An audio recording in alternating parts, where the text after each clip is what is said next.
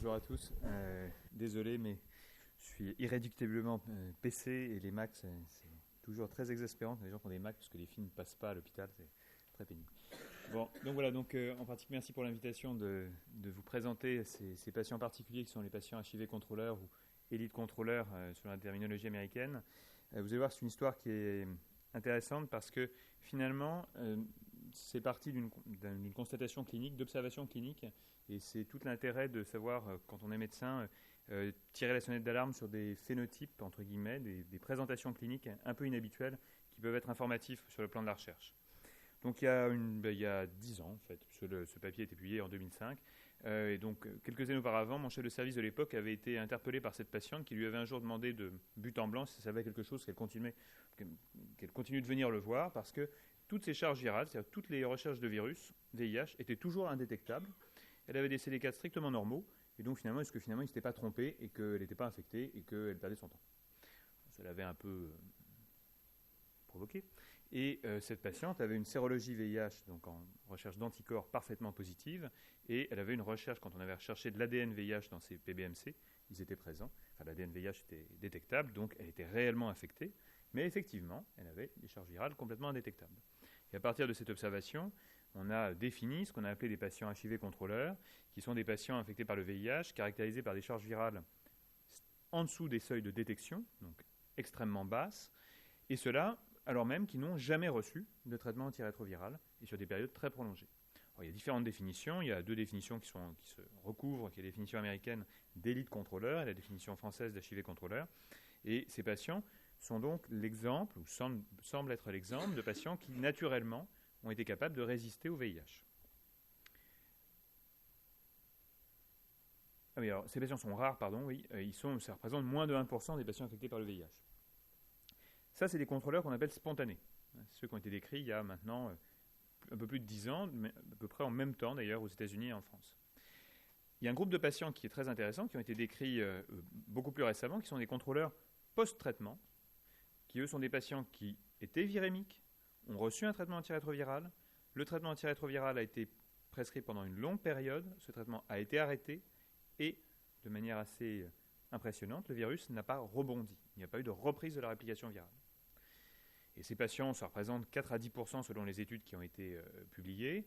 Et ce qui était intéressant, c'est que ces patients, essentiellement pour la quasi-totalité, avaient été traités très tôt, dès la primo-infection et pendant longtemps. Et ça le message important, c'est que ça veut dire qu'une intervention, ici la prescription d'antirétroviraux très fort, très tôt, pendant longtemps, a permis d'obtenir ce que Françoise vous a montré il y a un instant, ce que l'on peut appeler une rémission, c'est-à-dire qu'il y a encore du VIH, mais le VIH ne se réplique pas et le patient vit sans traitement. Alors, l'étude la mieux aboutie, on va dire, en termes de description des patients et de phénotypes immuno, c'est celle qui avait été menée par Assier Saïssirion ici, avec l'étude Aneres Visconti, avec des patients traités en primo-infection. Vous voyez à peu près 3 ans de traitement et un contrôle viral très prolongé, une médiane de 8 ans. Alors, juste quand même un bémol, il ne faut pas faire n'importe quoi. Le message n'est pas « je suis traité, donc il y en a qui ont arrêté, je peux arrêter, tout va bien ». La grande majorité des patients, quand ils arrêtent leurs antirétroviraux, malheureusement, la charge virale rebondit.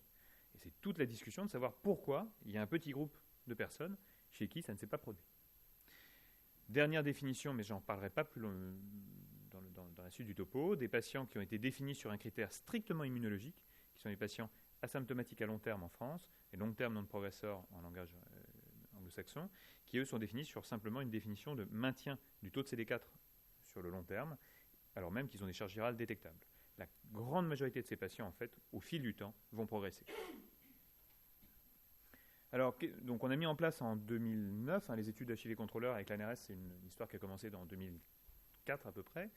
Il y a eu une étude qui était l'étude de l'ANRS EP36, puis un observatoire national, puis une cohorte, et la cohorte actuellement compte 272 patients, avec ici la répartition en HIV contrôleur, en patients avec la double définition contrôleur et ce statut immunologique strict long terme progresseur. Vous voyez que c'est intéressant, c'est pas 100%, vous avez finalement un overlap qui est assez réduit entre ceux qui contrôlent spontanément le virus et ceux qui maintiennent leur taux de CD4 très haut pendant très longtemps.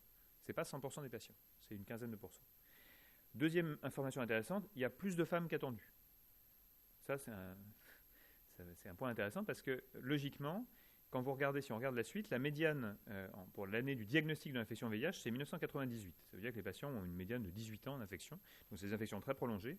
Et dans les années 95, l'infection par le VIH des années 90-95, elle était surtout dans les communautés homosexuelles et chez les patients qui utilisaient des drogues intraveineuses. D'accord ?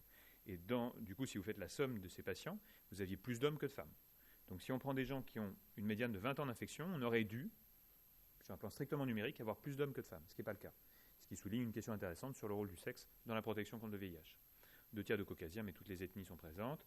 Vous voyez que la médiane de CD4 est à 760, donc c'est des patients qui ont une médiane de CD4 globalement assez haute, mais avec des extrêmes qui peuvent être très, très larges. Et puis il y a un quart des patients qui ont toujours eu leur charge virale en dessous du seuil de détection, ils n'ont jamais eu de virus détectable. Il y en a 75% qui ont eu de temps en temps ce qu'on appelle un blip, c'est-à-dire que vous avez en dessous du seuil, en dessous du seuil, en dessous du seuil, et si le seuil il est par exemple à 50 copies, une fois, le malade est détectable à 80 copies. Et puis le coup suivant, il est indétectable, 75 copies, et ainsi de suite. D'accord ? Et en fait, ça c'est assez logique, on va le voir après, sur un plan virologique. Alors, quels sont les mécanismes possibles pour expliquer ce phénotype ? En maladie infectieuse, il y a globalement 4 mécanismes qui peuvent se combiner et qui peuvent être appliqués à n'importe quel modèle de maladie infectieuse. Est-ce que c'est un agent pathogène qui a une virulence atténuée ? Donc, est-ce que ces patients étaient infectés par un VIH avec un VIH atténué ? Quelle était la susceptibilité génétique de l'hôte ? Est-ce que ces patients n'avaient pas une protection génétique extraordinaire, fantastique, qui faisait qu'ils pouvaient être protégés, ne pas être infectés ou infectés de manière très incomplète ? Qu'en était-il de la réponse immunitaire ? Est-ce qu'ils avaient enfin réussi, ces patients-là, à mettre en place la bonne réponse immunitaire qui nous permet de guérir de la grippe dans la majorité des cas ? Et puis il y avait un 4e mécanisme, mais ça on ne pouvait pas l'explorer évidemment chez l'homme, qui est l'effet inoculum, qui est un effet, est-ce que ce n'est pas une question d'inoculum au départ ? Et ça, il y a une étude dans le modèle animal que Assière et Bruno Valin coordonnent actuellement. Alors pour explorer tout ça, on a mis en place un consortium d'équipes de recherche, et je pense que ça c'est un point très important. Comme Françoise vous l'a indiqué, je pense qu'actuellement, pour essayer d'expliquer un phénomène de manière la plus complète possible, une seule équipe, aussi bonne soit-elle, dans son coin, ne suffira pas. Et il faut que les gens travaillent ensemble. Et donc, en rouge, vous avez toutes les équipes d'immuno, donc il y en a pas mal, qui collaborent ensemble et qui ont travaillé. Vous avez une équipe de génétique, ici c'était de la viro.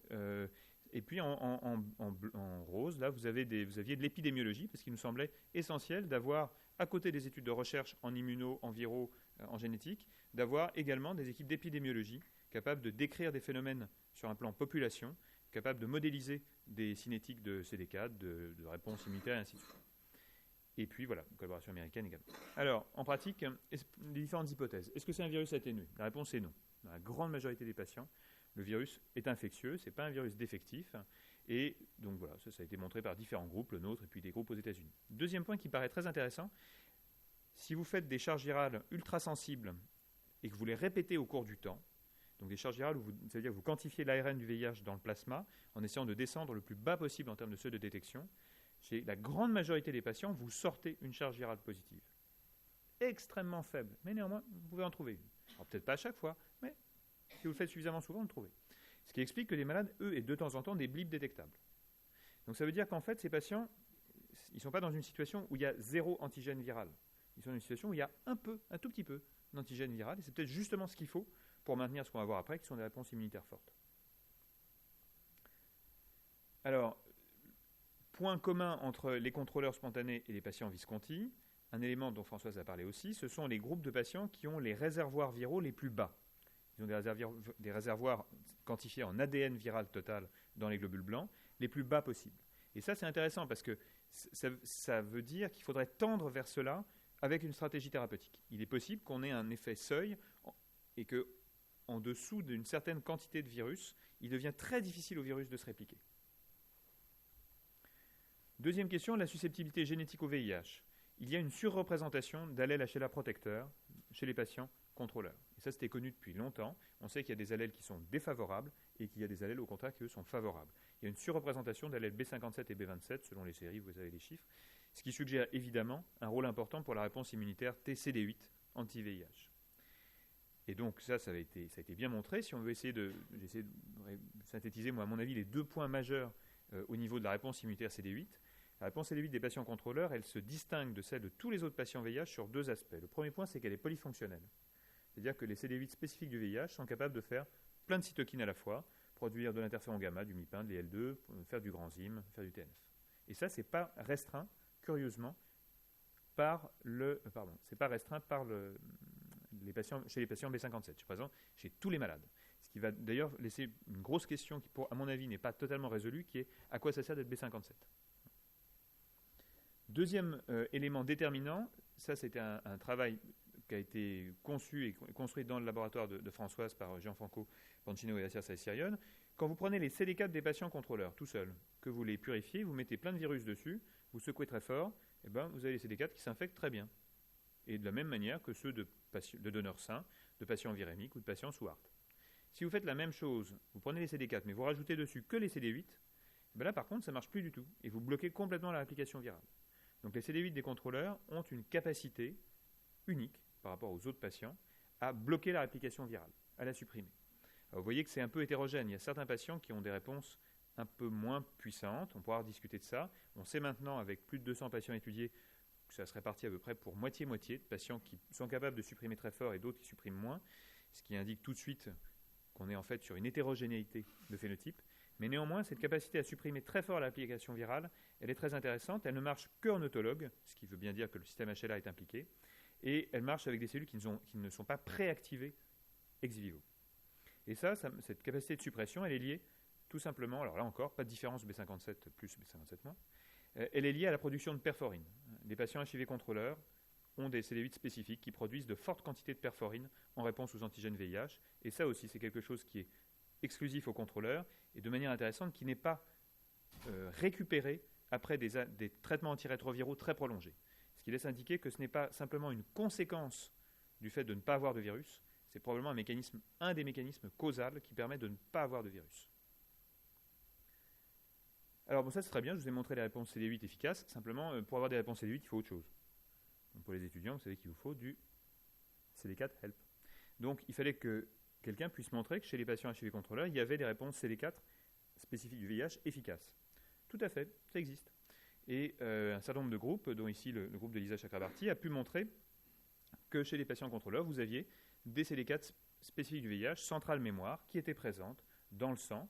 Le groupe de Barbara Chaclette à San Francisco l'a montré dans les tissus, qui étaient polyfonctionnels et qui avaient une forte avidité pour les peptides du VIH. Ça veut dire que pour des concentrations de peptides extrêmement faibles, les CD4 s'activaient, ce qui veut dire que dès que vous aviez un tout petit peu d'antigène, vous étiez capable de déclencher la réponse CD4 et donc CD8 chez l'individu.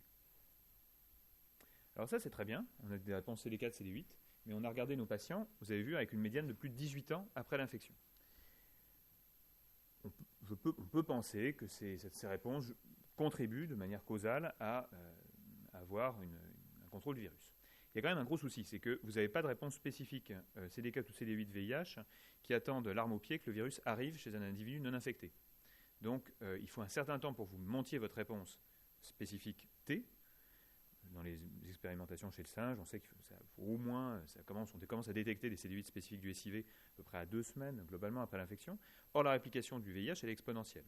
Donc ça suggérait que vous aviez peut-être des mécanismes beaucoup plus précoces d'immunité innée qui jouaient un rôle pour, si ce n'est annuler, mais du moins réduire la réplication du virus, pour laisser le temps à la réponse T de se mettre en place. Et alors on a regardé dans la cohorte, le groupe de cohorte Cascade, qui est un groupe de cohorte européenne, et on a regardé ce qui se passait, c'était des patients contrôleurs pour lesquels on avait accès à la primo-infection. Il y en avait 140 sur les dizaines de milliers de patients de Cascade. Il y avait 2 profils intéressants. Vous aviez un profil où vous aviez à peu près un quart des malades qui, dès le début, alors qu'on est très très très tôt par rapport à l'entrée du virus, ont des charges virales qui sont soit indétectables, soit à peine détectables. Donc ça, c'est très en faveur, effectivement, de mécanismes innés qui vont réduire la réplication du virus. A l'inverse, il y avait un quart de malades pour lesquels il fallait jusqu'à presque 3 ans pour que le patient devienne contrôleur. Ce qui là laissait penser que c'était vraiment plutôt la réponse adaptative qui contribuait vraiment à écraser le virus. Bien sûr, tout ça sans traitement. Et donc, un certain nombre d'acteurs peuvent être impliqués dans le contrôle du VIH. On voit bien tout de suite que le panorama, il n'est plus un seul mécanisme unique, mais il est comme beaucoup de mécanismes du vivant, sur une combinatoire de différents mécanismes. Des cellules de l'immunité innée comme les PDC jouent un rôle. On sait qu'il y a un crosstalk efficace, particulièrement efficace entre les MDC et les CD8. les gamma-delta pourraient être impliqués. Les réponses B sont un vaste sujet sur lesquels il n'y a pas encore de données très claires, mais des réponses de cytotoxicité dépendantes des anticorps semblent plus importantes chez les contrôleurs, donc pourraient être impliquées. Et puis enfin, il y avait toute une question sur l'existence de facteurs de restriction du VIH, et vous savez peut-être qu'ont été décrits au fil du temps un certain nombre de molécules qui, dans la cellule, restreignent, ralentissent la réplication du VIH. Alors on avait regardé au tout début celle qui avait été décrite à l'époque, Apobec 3G, TRIM5, on n'avait rien vu du tout. Et en fait, c'est un travail très sympa qui avait été refait par le groupe Dassière, où en fait, alors ça je vous l'ai déjà montré, vous prenez les CD4 tout seul, du contrôleur, vous mettez beaucoup de virus, vous secouez, ça s'infecte très bien. Pareil que les donneurs sains. On avait eu un reviewer ou dans un conseil scientifique, on avait été critiqué sur ce point, nous disant « Oui, mais ça, vous êtes bien gentil, on n'y croit pas, c'est pas relevant in vivo. » Et en fait, quand nos collègues ont refait les mêmes manips, mais sans spinoculer, donc sans secouer fort, et en utilisant des très faibles quantités de virus, là par contre, vous démasquez clairement un effet de restriction par rapport aux donneurs sains, aux patients virémiques. Alors cet effet est saturable si on met beaucoup de virus. Ça dépasse, le virus rentre et se multiplie, mais ça voulait dire que chez un certain nombre de patients à contrôleur, alors pas forcément tous, mais en tout cas chez un certain nombre d'entre eux, il y a des mécanismes de restriction qui sont présents également dans les macrophages et qui vont limiter la réplication du VIH. La voie P21 est probablement impliquée dans cette histoire-là. Alors ensuite, qu'est-ce qu'il en était des contrôleurs post-arrêt, des patients Visconti, des patients qui ont arrêté leur traitement et chez qui le virus n'a pas rebondi? Eh bien, ce n'est pas les mêmes que les contrôleurs spontanés. En tout cas, sur les réponses CD8, vous avez ici les répartitions HLA. Vous voyez que chez les patients contrôleurs, il y a une grosse présence de bleu et de vert qui sont les allèles protecteurs, qui sont beaucoup moins présents chez les contrôleurs post-arrêt. Et puis si on regarde le nombre de CD8 spécifiques du VIH en hélispode interféron gamma, les contrôleurs spontanés, ils en ont beaucoup par rapport au post-traitement. Si vous regardez les capacités de blocage des CD8, il y en a beaucoup chez les contrôleurs spontanés, il n'y en a pas beaucoup chez les contrôleurs post-arrêt. Et donc, peut-être, ça ne semble pas être forcément les mêmes mécanismes impliqués. Si on veut essayer de résumer les choses, on peut penser qu'un élément déterminant pour moi est le fait que ces patients, au final, ont un réservoir VIH extrêmement faible. Comment arriver à ce réservoir faible? Chez les patients contrôleurs spontanés, il y a probablement des facteurs de restriction qui agissent très tôt, dès la primo-infection, quand il n'y a pas encore beaucoup de virus et que le virus commence à se répliquer, pour réduire sa réplication, le ralentir et l'empêcher de se répliquer de manière exponentielle. Ceci permet le développement d'une réponse T efficace qui va contrôler le virus ensuite sur le long terme. A l'inverse, chez les patients contrôleurs post-arrêt, c'est les antirétroviraux donnés très tôt et de manière prolongée qui vont empêcher le réservoir de s'établir. Et on sait maintenant qu'il y a probablement également des réponses NK qui semblent intéressantes avec des données de Daniel Scott sur ce sujet-là. Il est clair qu'il y a sûrement d'autres mécanismes qui sont impliqués, ce qui fait tout l'intérêt de ces études. Alors on pourrait dire, c'est génial, on a des patients guéris. Finalement, functional cure. 18 ans d'infection, taux de CD4 élevé, réservoir faible, une bonne réponse T, que demande le peuple, super. Alors c'est pas si simple, parce que les patients contrôleurs sont... Ah tiens, alors ça typiquement c'est MAC. Ça c'est typique. Donc, pour vous le faire en langage clair et pas en langage codé, les patients HIV contrôleurs sont hétérogènes sur un point très simple. Si vous regardez leur taux de CD4, si vous vous souvenez de ce que je vous ai montré sur une des premières slides, vous avez un range de taux de CD4 qui va de 100 T4 par millimètre cube à plus de 3000. Je vous rappelle que la définition SIDA aux États-Unis, c'est moins de 200 T4. Quand vous passez en dessous de 200, vous avez des infections opportunistes. Donc ça, c'est très embêtant pour les patients contrôleurs. Ça veut dire que certains patients contrôleurs, et en pratique 25%, sont à moins de 500 CD4. Or, l'objectif des traitements antirétroviraux actuels, et ce dont Françoise vous a parlé, quand on voit les courbes de survie, quand on arrive à rejoindre les courbes de survie de population, c'est si vous avez des taux de CD4 supérieurs à 500 pendant plusieurs années. Donc les patients contrôleurs, en fait, d'une certaine manière, usent ou payent le prix de leur contrôle par une baisse de leur CD4, qui est bien sûr beaucoup plus lente que celle d'un patient virémique, mais qui est néanmoins réelle. Et donc du coup, ça pose un vrai souci, parce que finalement, pour parler de guérison fonctionnelle, il faudrait quand même que vous n'ayez pas une usure importante de votre système immunitaire. Et on a en fait plusieurs causes pour expliquer cette baisse des CD4. On sait que le virus joue un rôle, et ça c'était un bon exemple. Vous avez en rouge, donc il n'y a pas de baisse des CD4, les contrôleurs qui n'ont jamais eu de blip, jamais de charge virale détectable, et ensuite en bleu ou en noir, ceux qui ont eu de temps en temps des petits blips. Ce qui veut dire que si vous avez à bas bruit dans les tissus un peu de virus qui se réplique, c'est pas bon. Deuxième élément, ça c'est les données de Victor Appey, il y a une usure du thymus et de la régénération thymique.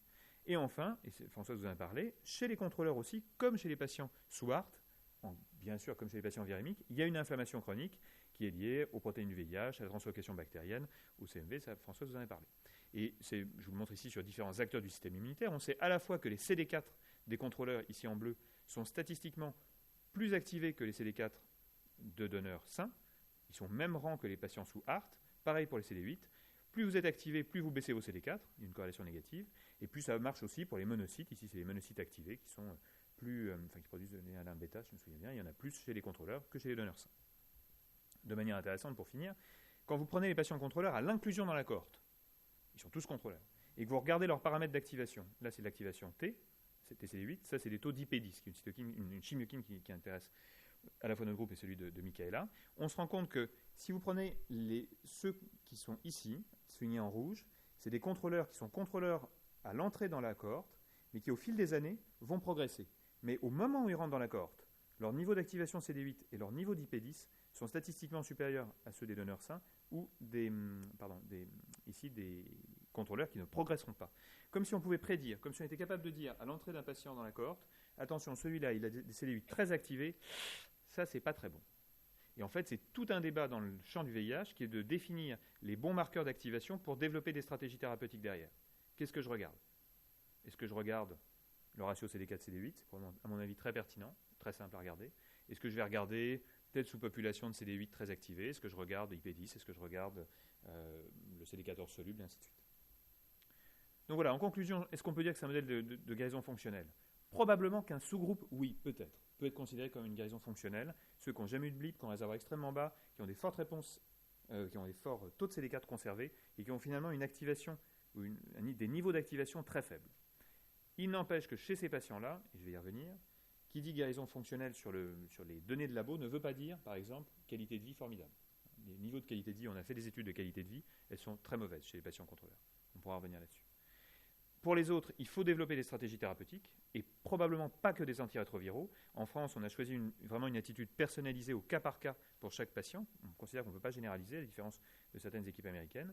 Et puis, ces patients, comme l'a dit Françoise, sont des patients qui nous permettent de déterminer un peu ce qu'on veut pour faire de la guérison, pour aller vers du cure, essayer d'avoir le réservoir le plus bas, avec la réponse spécifique anti-VIH la meilleure. Il faut les deux probablement pour que ça marche. Si vous n'avez que l'un des deux, on va dire que c'est risqué. Il n'est pas dit que ça marche sur du long terme.